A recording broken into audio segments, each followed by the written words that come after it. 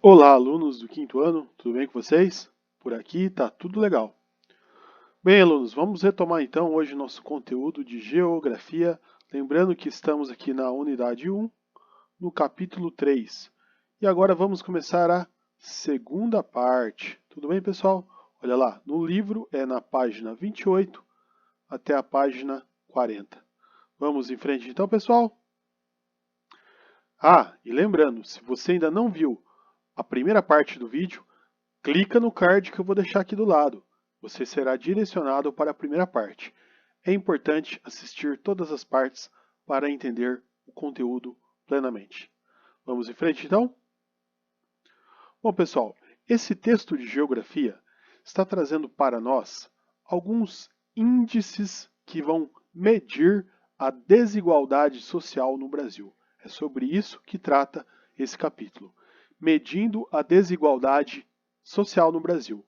E você mede a desigualdade social através da medição de outras desigualdades, desigualdade de renda, desigualdade no acesso aos serviços públicos, desigualdade no acesso à escola, e é sobre isso que esse texto está falando.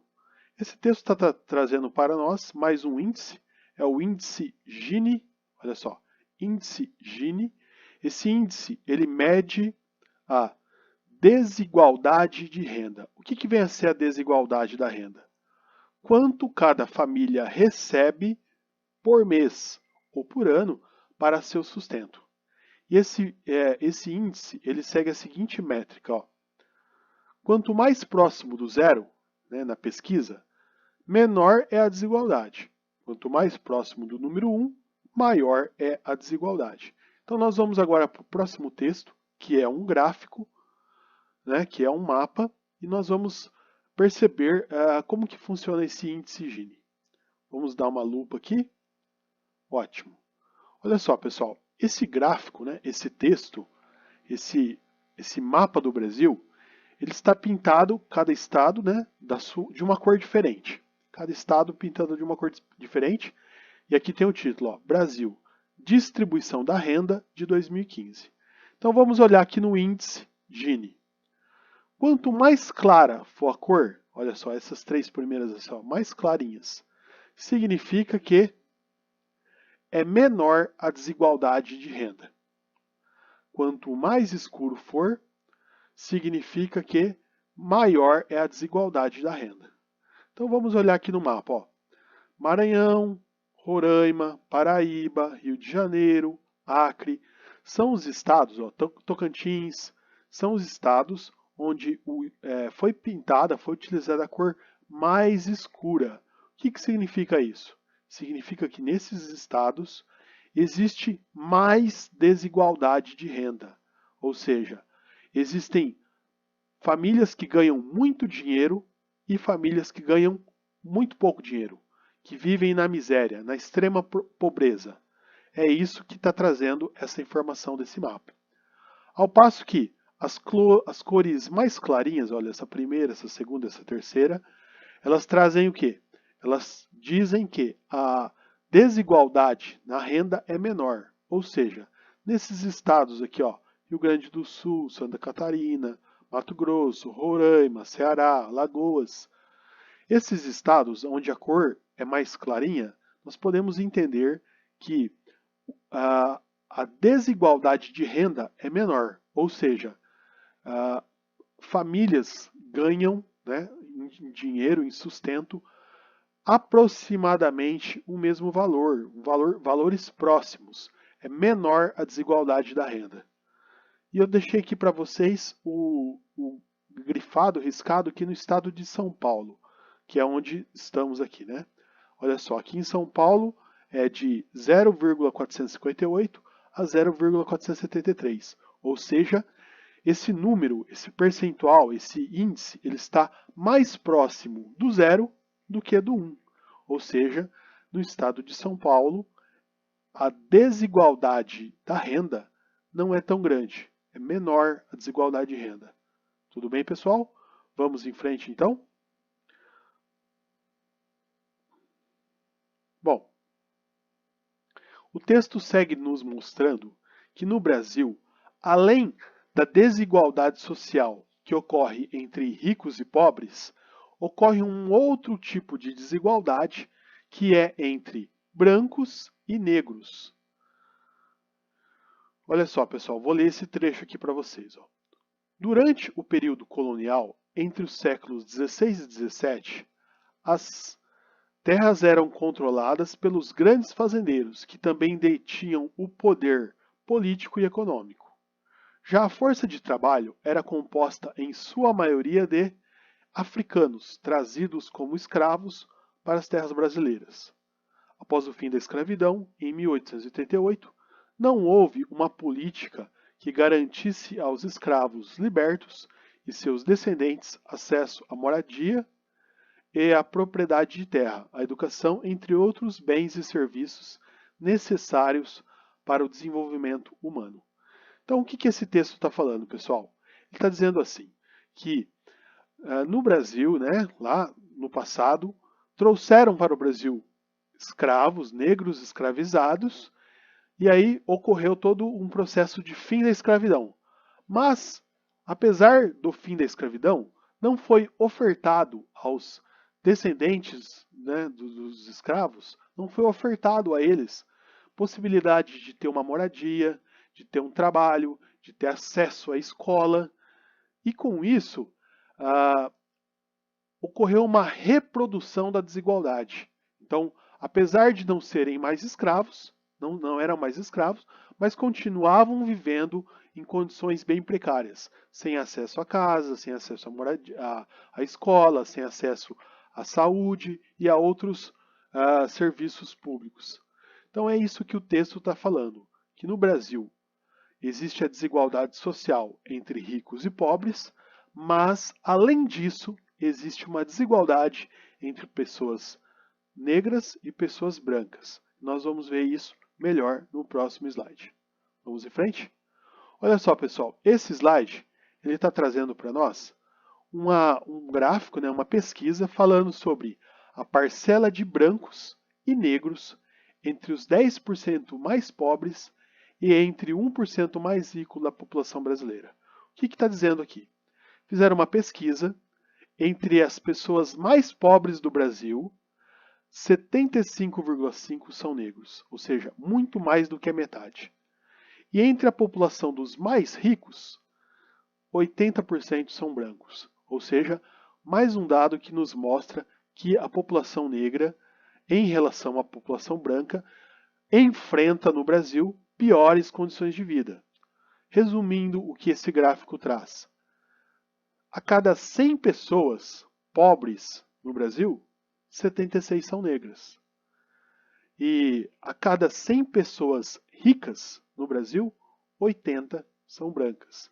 Então, pessoal, esse dado, né, esse gráfico, essa pesquisa, ela é muito impactante, mostrando para nós que no Brasil, apesar do fim da escravidão, existe ainda uma segregação racial, né?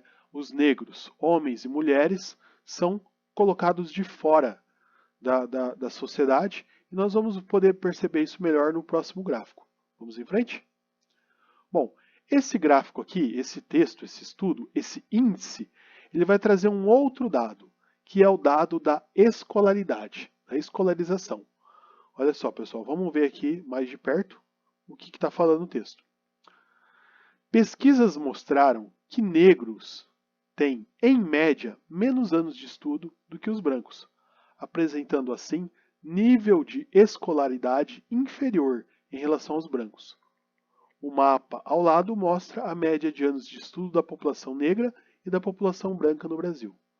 Olha só, pessoal, esse mapa aqui ele é muito emblemático. Percebam que aqui na parte de cima estão mulheres negras, homens negros, e embaixo mulheres brancas, homens brancos. E se vocês observar a quantidade de tempo que homens e mulheres negros permanecem na escola, vocês vão perceber que é menos, né, coloquei o sinalzinho de menos do que a quantidade de tempo que homens e mulheres brancos permanecem na escola. Ou seja, homens e mulheres da cor negra, da raça negra, passam menos tempo na escola. E qual que é a consequência de passar menos tempo na escola? A consequência é que eles vão conseguir empregos de qualidade inferior, vão ter menos acesso ao estudo e menos acesso a boas profissões, a bons salários, a boas ocupações no mercado de trabalho. E o próximo slide vai mostrar isso muito bem para nós. Olha só, pessoal, aqui nós temos um slide, a mesma pesquisa, mas agora feita por regiões. Então, se vocês observar em todas as regiões do Brasil, né, todas aqui as regiões, vocês vão perceber que a quantidade de tempo que um homem ou uma mulher negra permanece na escola é muito inferior à quantidade de tempo que um homem e uma mulher branca permanecem na escola. Olha só, pessoal. Em todas as regiões do Brasil, o tempo de estudo de mulheres e homens negros é menor que o tempo de estudo de mulheres e homens brancos. E qual que é a consequência, pessoal? Bom, consequência é, primeiro, menos tempo de estudo, o emprego que homens e mulheres negros vão conseguir no Brasil, em função de ter menos estudo, vai ser de qualidade inferior, né, de menor qualidade. E com isso, aumenta-se a desigualdade da renda. Se você tem um emprego inferior, né, inferior no sentido de você precisa de menos tempo de estudo para desenvolver aquela função, ele está inferior numa hierarquia de conhecimentos. E se ele está inferior numa hierarquia de conhecimentos, você vai ser menos remunerado por isso. É o que acontece no Brasil. Vou dar um exemplo assim bem emblemático. Imagina que você vai ser um médico. Você vai estudar para fazer medicina. Tem que fazer medicina.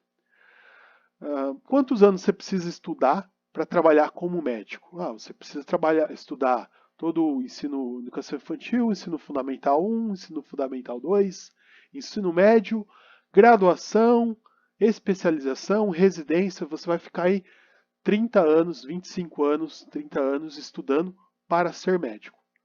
Agora, se você não tem a possibilidade de fazer uma faculdade, um curso superior, né, e você vai trabalhar como, por exemplo, entregador de água, motoboy.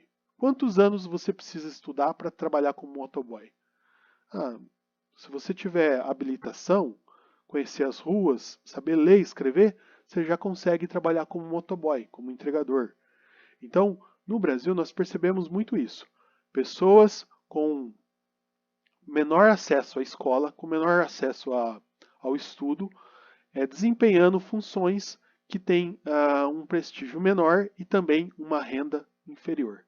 Tudo bem, pessoal? Vamos em frente? Olha só. Aqui já está acabando, né? O texto vem trazer para nós algumas reflexões, algumas perguntas. Peço que vocês leiam as perguntas e procurem responder no livro, através do livro. Eu vou estar finalizando aqui para vocês com alguns recadinhos. O primeiro recadinho que eu quero deixar é o seguinte: essa questão da desigualdade racial no Brasil, ela é muito forte. As pesquisas falam que se você perguntar para uma pessoa se ele acredita que o racismo no Brasil existe, muitas pessoas vão dizer que não existe. Porém, quando nós vamos observar esses índices que vão medir a desigualdade social no Brasil, nós percebemos que sim, existe uma desigualdade, uma discriminação racial. Pessoas de cor negra, homens e mulheres, em média, trabalham, têm empregos de salário mais baixo, têm mais dificuldade em alcançar cargos de chefia, passam menos tempo na escola estudando, ao passo que homens e mulheres brancos têm acesso a essas situações com um pouco mais de facilidade. Então, eu quero pedir para vocês aí refletir um pouco sobre isso, procurar aí observar, né, nos canais de televisão, quantos apresentadores de televisão são negros, homens e mulheres, quantos médicos você conhece que é negro, médico, engenheiro, professor. Procurem observar as pessoas em destaque. Quantos políticos, quantos presidentes negros já tiveram no Brasil? Quantos governadores, né, pessoas de prestígio, de alto poder, vocês costumam ver com frequência homens e mulheres negros em cargos de poder, de chefia? Eu acho que não, mas eu vou deixar essa reflexão para vocês. Tudo bem, pessoal? E eu quero deixar mais alguns recadinhos. Ó, se você ainda não viu a primeira parte do vídeo, clica lá no card, no começo do vídeo, que eu vou deixar a primeira parte do vídeo para vocês assistirem em casa. Tudo bem? Se você ainda não curtiu esse vídeo, dá um like nesse vídeo. É muito importante para que esse material chegue a mais pessoas. Se você ainda não é inscrito no canal, olha, se inscreve no canal. Você vai ser avisado quando chegar um vídeo novo. Tudo bem? E se você ainda não compartilhou esse vídeo, compartilha com seu amigo, sua amiga do 5º ano, que também vai precisar desse material. Tudo bem, pessoal? Nós finalizamos por aqui a segunda parte e vamos para a terceira. Até a próxima! Tchau!